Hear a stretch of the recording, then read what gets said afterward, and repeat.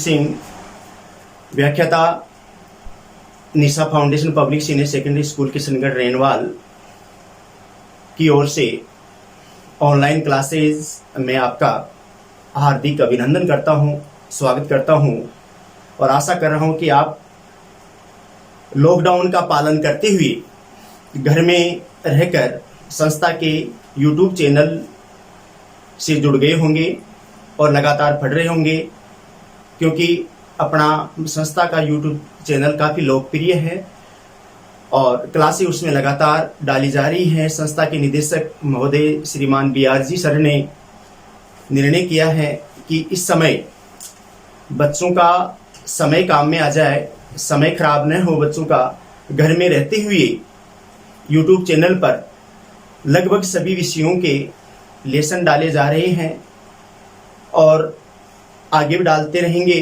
तो आप बेटा लगातार पढ़ते रहो और उसमें कहीं समझ में नहीं आए कोई टॉपिक तो आप कमेंट्स के द्वारा हमें अवगत कराओ। तो इसी परिप्रेक्ष्य में मैं आपको इलेक्ट्रो सीनियर की तीसरी यूनिट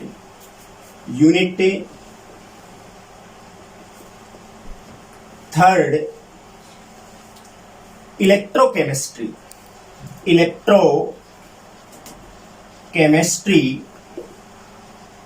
की स्टार्ट करता हूं।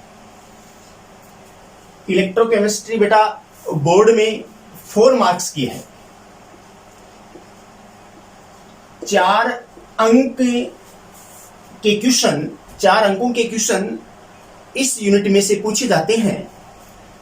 तो इलेक्ट्रोकेमिस्ट्री क्या है? नाम से विदित है कि ये इलेक्ट्रोडों की केमिस्ट्री है, मतलब इलेक्ट्रिक ऊर्जा और रासायनिक ऊर्जा में अंतर संबंध, यानी विद्युत ऊर्जा और रासायनिक ऊर्जा में अंतर संबंध का मतलब उनमें अंतर परिवर्तन तथा उनको प्रभावित करने वाले कारकों का अध्ययन रसायन विज्ञान की जिस शाखा में करते हैं उस शाखा को क्या बोलते हैं? इलेक्ट्रोकेमिस्ट्री। यानी रसायन विज्ञान की वह शाखा जिसमें विद्युत ऊर्जा व रासायनिक ऊर्जा में अंतर परिवर्तन तथा उनको प्रभावित करने वाले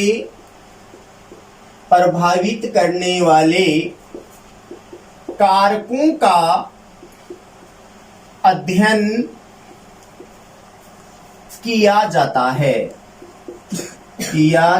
है। इलेक्ट्रोकेमिस्ट्री कहलाती है, वैद्युत रसायन कहलाती है। यानी इसका अध्ययन अपन किसमें करते हैं बेटा? फिजिकल केमिस्ट्री में करते हैं। तो ये भी कह सकते हैं कि भौतिक रसायन की वह शाखा जिसमें विद्युत ऊर्जा व रासायनिक ऊर्जाओं में परस्पर अंतर परिवर्तन और उनको प्रभावित करने वाले कारकों का अध्ययन किया जाता है, वह इलेक्ट्रोकेमिस्ट्री कहलाती है। अब देखो बेटा, इसमें बेसिक चीजें बताऊंगा मैं। अपन टॉपिक स्टार्ट करने से पहले अपन बेसिक चीजें इसमें अपन आपसे पूछे, आपको पता होना चाहिए कि चालक पदार्थ क्या है। चालक पदार्थ क्या है? कंडक्टर्स किसे कहते हैं? अपन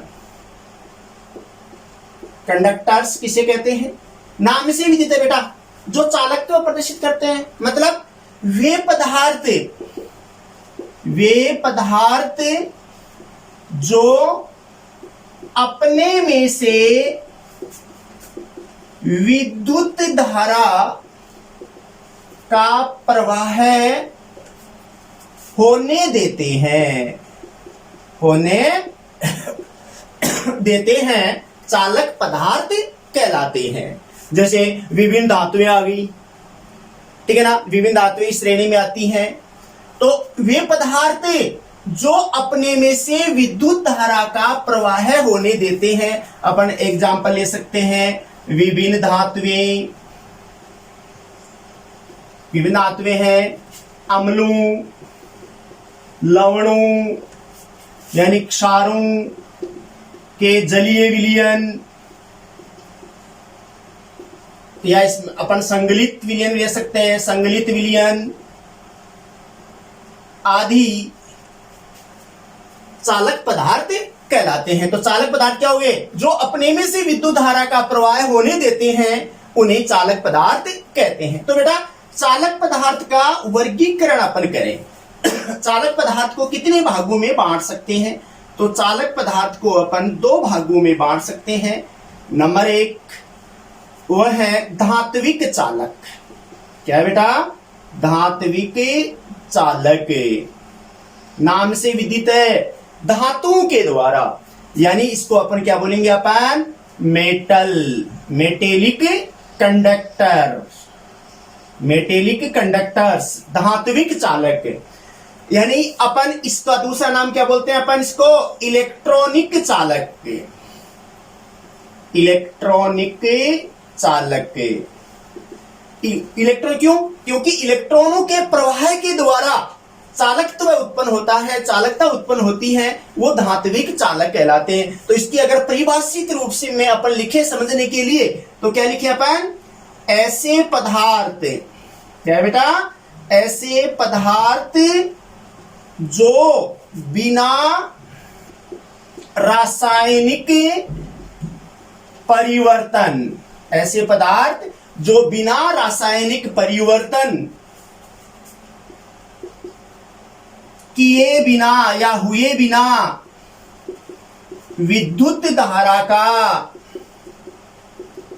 प्रवाह करते हैं, विद्युत धारा का प्रवाह करते हैं, धात्विक चालक कहलाते हैं, धात्विक चालक कहलाते हैं।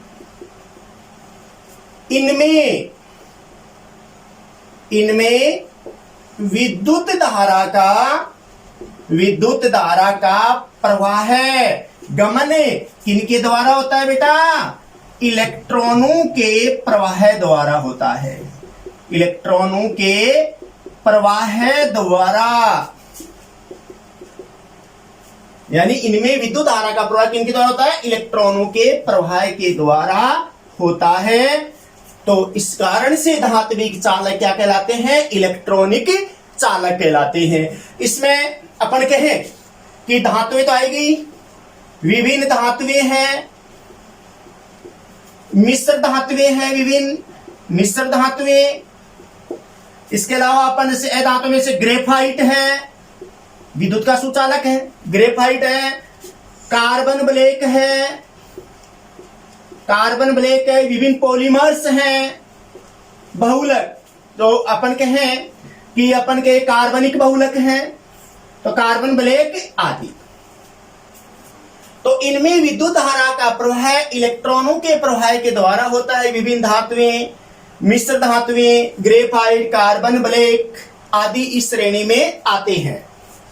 तो यहां पर क्या है? धात्विक चालकों में कोई रासायनिक परिवर्तन नहीं होता है बेटा। जैसे मान लीजिए कि अपन स्विच ऑन करते हैं, स्विच ऑन करते ही बल्ब जल जाता है, जलने लगता है, रोशनी देने लगता है, विद्युत ऊर्जा प्रकाश ऊर्जा में कन्वर्ट होती है। तो विद्युत धारा किसके प्रवाह? इलेक्ट्रॉनों का प्रवाह हो रहा है। तो जैसे मान लीजिए कॉपर का तार है, तो कॉपर का तार है तो उस तार में कोई रासायनिक परिवर्तन नहीं हुआ, उनमें प्रवाह कौन हो रहे हैं? प्रवाहित इलेक्ट्रॉन हो रहे हैं। तो इस कारण से चालकता को इलेक्ट्रॉनिक चालकता कहते हैं।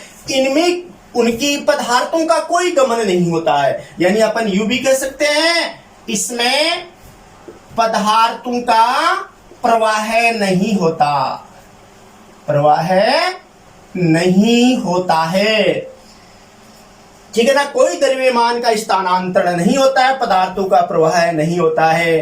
तो अपन यूं कहें, अगला पॉइंट कह सकते हैं इसमें कि धात्विक चालक की विशेषता क्या है? अगर ताप बढ़ाएं, अपन ताप बढ़ाते हैं तो क्या होगा बेटा?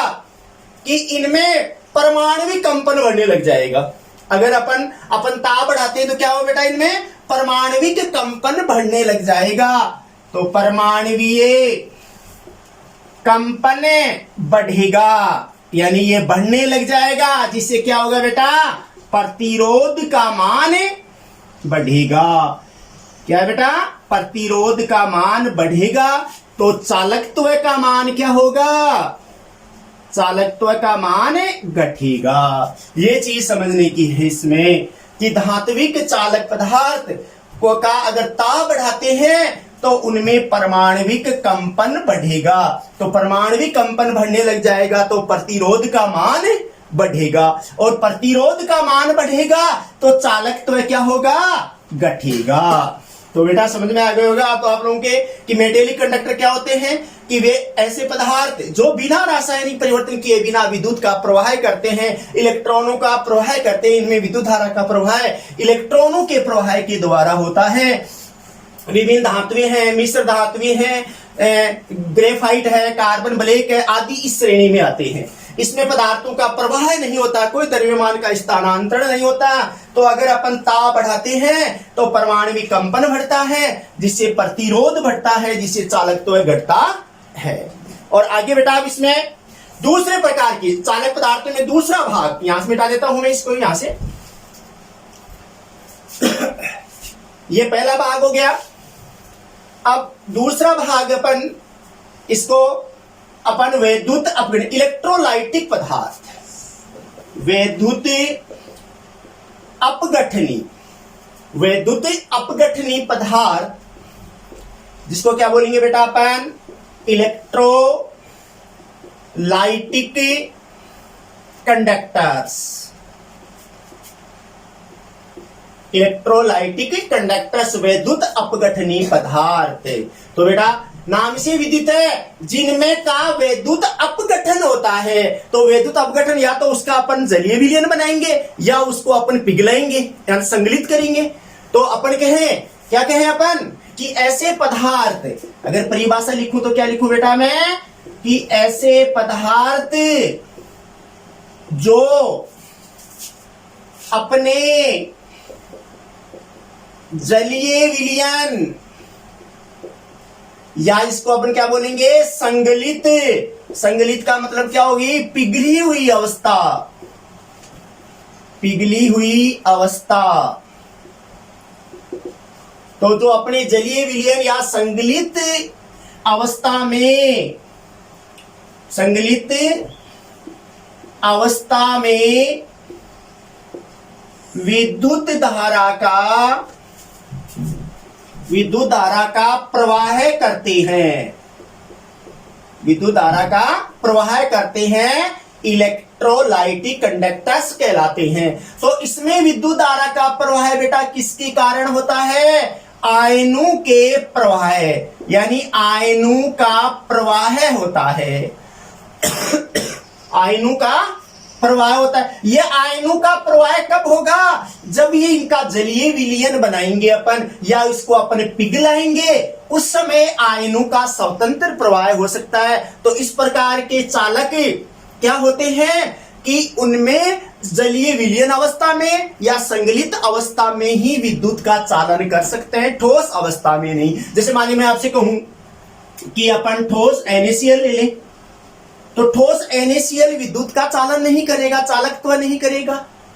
इसको अपन या तो क्या इसका जलीय विलयन बनाए अपन एक्वसली जलीय विलयन बनाए, या इसको अपन पिघलाए, संगलित लिए अपन संगलित NaCl ले। उस समय क्या होगा? ये इलेक्ट्रोलाइटिक कंडक्टर का व्यवहार करेगा।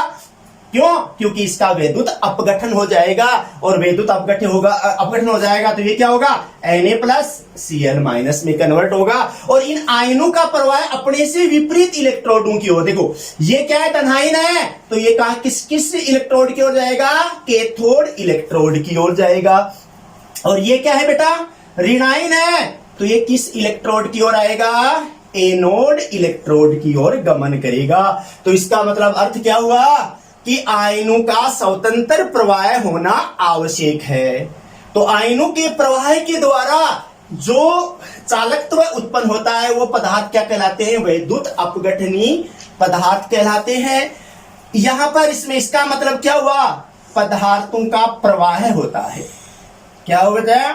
पदार्थों का प्रवाह होता है। इसमें आयनों का प्रवाह होता है। आयनों के प्रवाह के द्वारा पदार्थों का प्रवाह क्या होता है इसमें, ये अपने से विपरीत इलेक्ट्रोड की ओर, यानी धनायन जो है वो किस पर जाएंगे, कैथोड इलेक्ट्रोड की ओर गमन करेंगे और ऋणायन एनोड इलेक्ट्रोड की ओर गमन करेंगे। अब इसमें बात करें, देखो धात्विक चालकों में क्या कहा था, ताप बढ़ाएंगे तो चालकत्व घटा था। अब यहां पर क्या करेंगे बेटा, अपन ध्यान देना इस चीज में, इसको मैं यहां बता दूं कि मैं अगर इसमें अपन ताप बढ़ाएंगे तो क्या होगा, इसमें आयनों का वियोजन जिसको अपन आयनन भी बोल सकते हैं, आयनों का वियोजन की मात्रा क्या होगी, बढ़ेगी कि नहीं बढ़ेगी। ताप बढ़ाएंगे तो आयनों का वियोजन अपघटन की दर बढ़ेगी, और अपघटन की दर बढ़ेगी तो क्या होगा बेटा, इसमें चालकत्व की दर भी बढ़ेगी, चालकत्व की दर भी बढ़ेगी। तो वैद्युत अपघटनीय पदार्थों का जलीय विलयन अवस्था में या संगलित अवस्था में ताप बढ़ाते हैं तो आयनों के वियोजन की मात्रा मींस आयनन की मात्रा बढ़ती है, जिससे चालकत्व भी बढ़ता है। ये तो मैंने चालक के पदार्थ के बारे में बता दिया, चालक पदार्थों के दोनों प्रकार। अब अचालक पदार्थ की परिभाषा बता दूं मैं। अचालक पदार्थ नाम से विदित है, नॉन कंडक्टर्स, यानी वे पदार्थ जो अपने में से, वे पदार्थ जो अपने में से विद्युत धारा का प्रवाह नहीं होने देते हैं, अपने में से विद्युत धारा का प्रवाह नहीं होने देते हैं, अचालक पदार्थ कहलाते हैं, नॉन कंडक्टर्स कहलाते हैं, कुचालक कहलाते हैं। इसके अंतर्गत अपन क्या आ गया, प्लास्टिक आ गया, प्लास्टिक है, कांच है ना, आदि क्या आ गए, वो अचालक पदार्थ हो गए। अब ये तो बेटा जनरल चीजें आप लोग जानते हैं, इससे ज्यादा बताने की जरूरत नहीं है। चालक पदार्थ, चालकों के बारे में मैंने अपने सिलेबस में था, चालकों के बारे में अपन इलेक्ट्रॉनिक चालकता और वैद्युत अपघटनीय चालक पदार्थों के बारे में अपन ने पढ़ लिया। अब अपन इसमें अगला टॉपिक आता है वैद्युत अपघट्य। वैद्युत अपघट्य क्या होते हैं, वैद्युत अपघट्य पदार्थ किसे कहेंगे अपन। यहां से अपन कहें कि अब इस टॉपिक में अपन स्टार्ट कर रहे हैं सिलेबस के अनुसार वैद्युत अपघट्य पदार्थों, क्योंकि अपन पूरे टॉपिक में जो सेल पढ़ेंगे तो वहां वैद्युत अपघट्य पदार्थ के बारे में तो पढ़ेंगे ही। तो वैद्युत अपघट्य पदार्थ जिसको अपन क्या बोलेंगे, इलेक्ट्रोलाइट सबस्टेंट पदार्थ जो है किसे कहेंगे अपन कहते हैं कि सारे ही वैद्युत अपघटनीय पदार्थ दी गई तनुता पर समान रूप से वियोजित नहीं होते हैं, समान रूप से आयनित नहीं होते हैं। अब अपन कोई भी तनुता दी गई है आपको, भाई इस तनुता पर इसमें विद्युत धारा का प्रवाह करवाएं अपन तो वो समान रूप से, सभी पदार्थ समान रूप से वियोजित नहीं होंगे। कोई पदार्थ शीघ्रता से वियोजित होगा, लगभग आयनन हो जाएगा, कोई पदार्थ ऐसे होते हैं उनकी बहुत ही कम आयनन होगा। तो अपन यूं कह सकते हैं कि वे पदार्थ जो दी गई तनुता पर समान रूप से समान मात्रा में वियोजित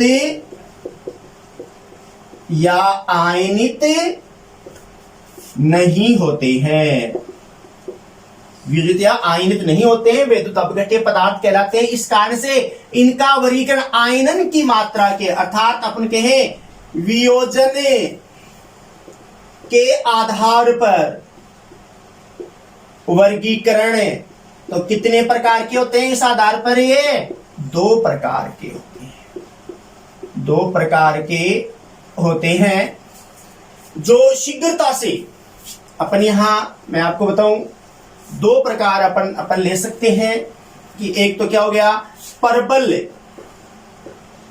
परबल वैद्युत अपगठे, स्ट्रॉन्ग इलेक्ट्रोलाइट्स, ठीक है ना। स्ट्रॉन्ग इलेक्ट्रोलाइट्स हो गए। दूसरे क्या है बेटा, दुर्बल वैद्युत अपगठे पदार्थ, यानी वो क्या हो गए, वीक इलेक्ट्रोलाइट्स। तो नाम इसी में जीते बेटा, प्रबल वैद्युत अपघटे, यानी वे पदार्थ जो दी गई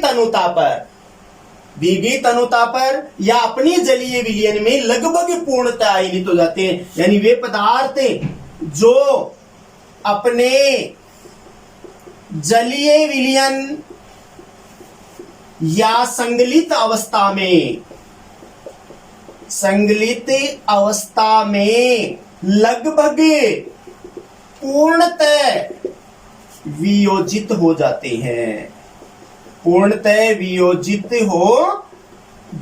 हैं, वो क्या कहलाते हैं बेटा, प्रबल वैद्युत अपघटे कहलाते हैं। तो इसमें कौन से आगे, जैसे प्रबल अम्ल इस श्रेणी में आते हैं, प्रबल क्षार इस श्रेणी में हो गए, इस श्रेणी में। इसके अलावा लवण साल्ट आगे, जो प्रबल अम्ल प्रबल क्षार से मिलकर के बने हो, प्रबल अम्ल यानी लवण कौन कौन से आएंगे, जो कि स्ट्रॉन्ग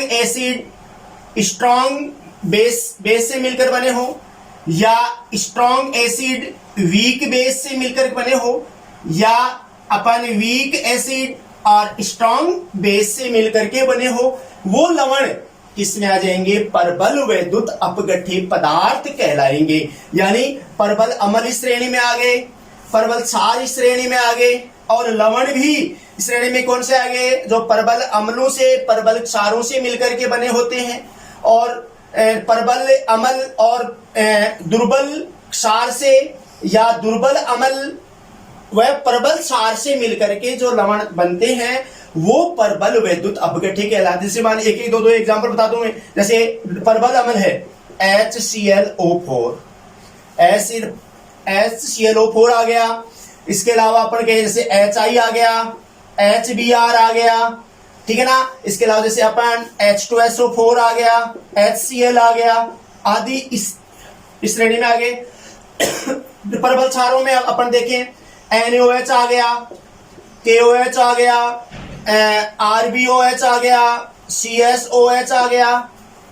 यानी अपन को बताइए कौन से क्षार जो अपन फर्स्ट ए वर्ग में है वो उसके अंदर से NaOH आ गया, KOH आ गया, RbOH आ गया, फिर से क्षार धातु वाला आ गया ना, तो उसके प्रबल क्षारों का व्यवहार करते हैं। तो सोडियम हाइड्रोक्साइड है, पोटेशियम हाइड्रोक्साइड है ना, रुबिडियम हाइड्रोक्साइड है, सीजियम हाइड्रोक्साइड है।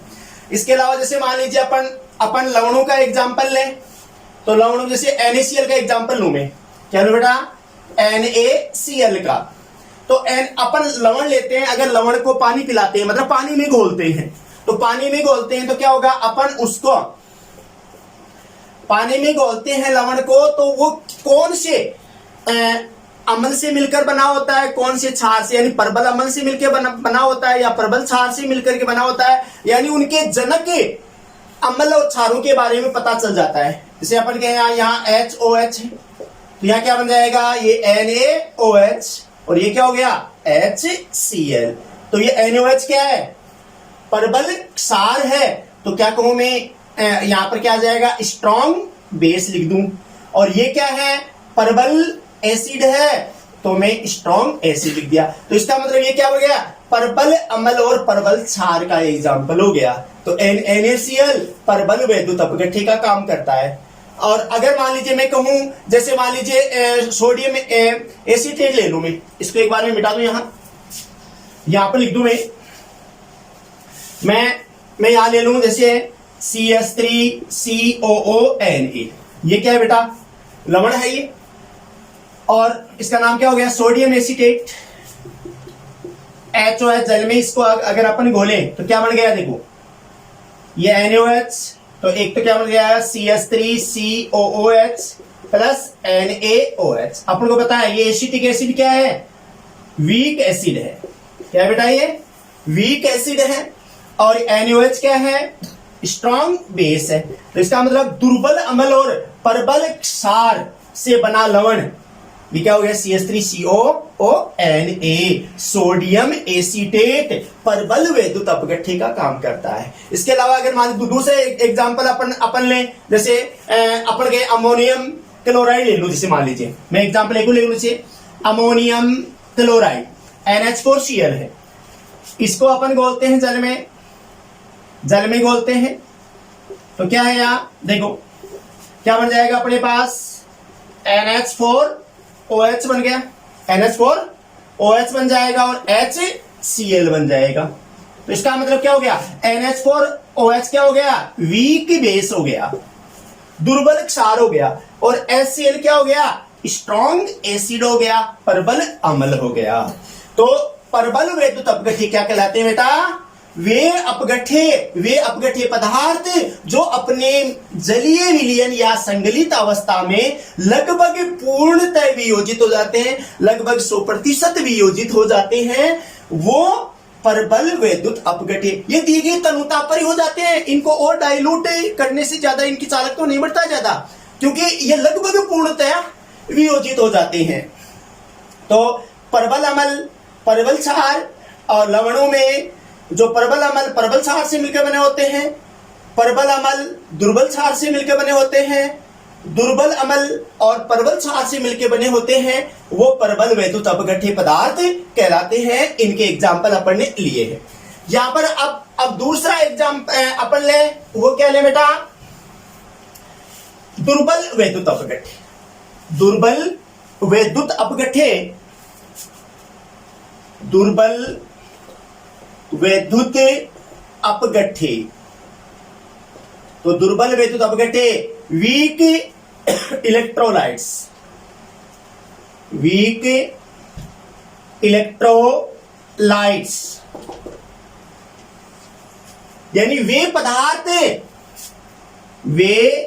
पदार्थ जो अपने जलीय या संगलित अवस्था में बहुत कम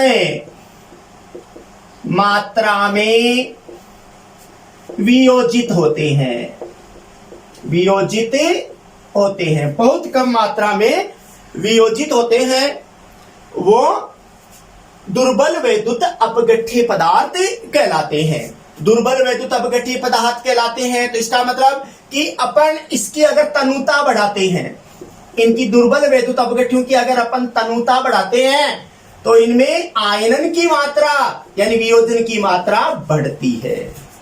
तनुता के साथ में तनुता बढ़ाते जाएंगे तो आयनन की मात्रा बढ़ती जाएगी। दुर्बल वैद्युत अपघट्य, इसका मतलब नाम से विदित है। तो क्या आ गया बेटा, इसमें दुर्बल अम्ल आ गया, दुर्बल अम्ल आ गए, है ना, दुर्बल क्षार आ गए, और एग्जाम्पल अपन दुर्बल अम्ल आ गए, दुर्बल क्षार आ गए। अपन लवण किसे, जो कि दुर्बल अम्लों से और दुर्बल क्षारों से मिलकर के बने होते हैं, वो सारे किस में आ जाएंगे बेटा, दुर्बल वैद्युत अपघट्य। जैसे मान लीजिए अपन कहें एसिटिक एसिड है, एसिटिक एसिड CH3COH, ये क्या है, दुर्बल अम्ल है और ये दुर्बल वैद्युत अपघट्य पदार्थ कहलाता है। जैसे अपन दूसरा एग्जांपल H2CO3 आ गया, कार्बनिक अपन यहाँ अम्ल आ गया। और इसके अलावा अगर क्षार की बात करें तो अमोनियम हाइड्रोक्साइड NH4OH क्या आ गया, दुर्बल क्षार आ गया। एल्यूमिनियम हाइड्रोक्साइड AlOH का होल थ्राइस आदि, यानी एसिटिक एसिड H2CO3 आदि श्रेणी में आ गए। दुर्बल क्षारों में अमोनियम हाइड्रोक्साइड, एल्यूमिनियम हाइड्रोक्साइड। और इसके अलावा अपन कहें लवणों में, जैसे मान लीजिए अपन अमोनियम एसीटेट का एग्जांपल ले लें बेटा। अमोनियम एसीटेट का अगर एग्जांपल ले लूं मैं, तो अमोनियम एसीटेट को अपन देखें जल में घोलें तो यहां पर क्या है, ये एसिटिक एसिड CH3COH प्लस क्या बन जाएगा, NH4OH। तो क्या हो गया, एसिटिक एसिड वीक एसिड हो गया, अमोनियम हाइड्रोक्साइड क्या हो गया बेटा, वीक बेस हो गया। तो बेटा मैंने आप लोगों को आज की क्लास में इलेक्ट्रोकेमिस्ट्री को स्टार्ट किया, अपनी परिभाषा बताई, चालक पदार्थ, अचालक पदार्थ बताए और चालक पदार्थों का वर्गीकरण पढ़ा। उसके बाद में अपन ने इलेक्ट्रोलाइट्स के बारे में पढ़ा। इलेक्ट्रोलाइट्स दोनों प्रकार अपन ने प्रबल स्ट्रॉन्ग इलेक्ट्रोलाइट्स और वीक इलेक्ट्रोलाइट्स अपन ने पढ़ा। जो और आगे जो नेक्स्ट वीडियो आएगा आपके पास, वो अपन उसमें सेलों के बारे में पढ़ेंगे, इलेक्ट्रोकेमिकल सेल के बारे में आपको बताऊंगा। और बेटा इसको आप लोग ध्यान से पढ़ना, जहां समझ में नहीं आए उस टॉपिक के बारे में आप बताना कमेंट्स करके, और आपको वो दोबारा बता दिया जाएगा। धन्यवाद।